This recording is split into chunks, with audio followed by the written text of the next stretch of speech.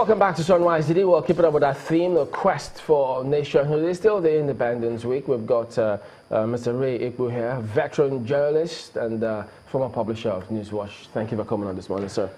And good to see you. Well, it's that time again where year in, year out, we talk about our independence, issues about national cohesion always come through. But do you think anything has changed in terms of the kind of conversation we have every independence year? Thank you very much. I don't know how we got to where we are now. It's amazing because when we started the journey of independence, we thought everything was rosy because we didn't have to fight a war to get our independence, like countries like Angola and so on. And then within 6 short years, we got into trouble and had a civil war that lasted for 30 months and took 1 million lives. And then 40-something years later, we seem to be back at square one, at ground zero, at a point that we don't want to be. It's amazing. It's an amazing story. I don't think that many countries run into this cycle of crisis. And we all have to worry about it. We all have to worry about it, particularly the young people who seem to be the agents provocateur. They didn't see what happened in the 60s. They didn't leave the war. Some of us who lived the war, who lived in the war zones, who missed periods of school, who missed relations and so on, who missed lives and limbs. We don't want to get back there. This country has enough resources to have arrived at a point that people will not be agitating for separation, agitating for this and for that. If I take a historical approach to our trajectory as a country, yeah, I would say in the immediate pre-independence period, we were self-sufficient and we only relied on agriculture. We fed ourselves.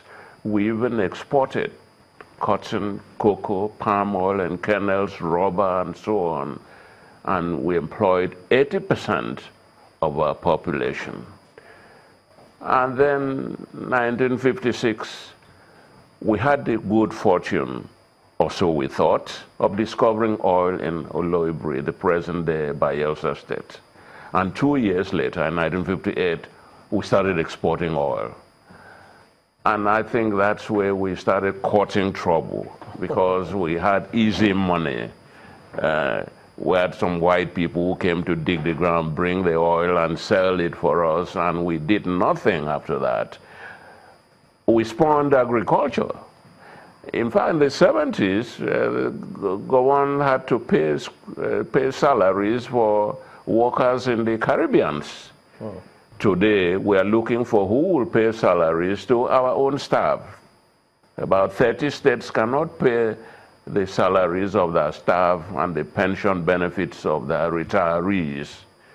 So that is the irony of our situation. We had so much, we still have so much. There are not many countries in the world that are as rich in mineral resources, solid and liquid, and manpower as Nigeria.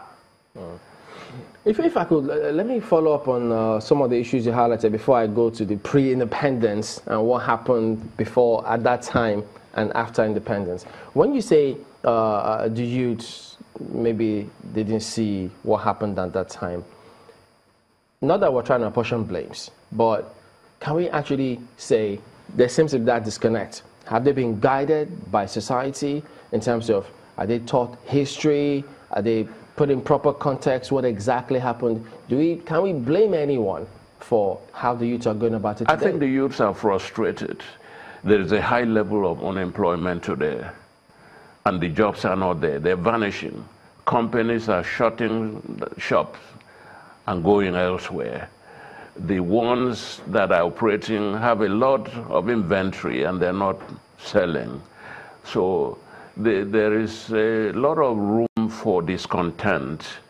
And these youths are getting frustrated. The national debt has piled up again. During Obasanjo's time, we cleared the debts. Now we have picked up foreign debts again. We picked up local debts again. So they're looking at their future, and it looks bleak to them. But it's not as bleak as they think. I think we need a government that assures them, look, there is light at the end of the tunnel. We're doing well in agriculture now, and in the last 2 years. We used to spend $22 billion every year to import food. How can a country with so much arable land, good climate, a lot of people be importing food? China has a population of 1.3 billion. It exports food. It feeds its own people. So it's a question of changing the dynamics.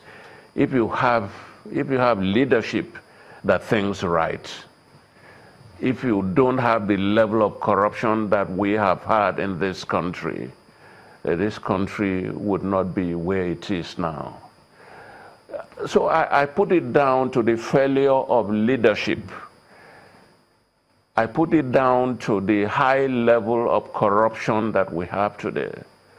President Buhari says that about 150 billion US dollars had been squirreled out of the country. Abacha died about 20 years ago. We're still searching the world looking for where he kept our money. And these foreign countries are saying to us, well, we can't give you the money because we don't know whether the money will be re-stolen. Can you imagine? We're a sovereign country, and these people who are keeping our money are telling us, sorry, we hold on to it until you assure us that you will not steal the money again.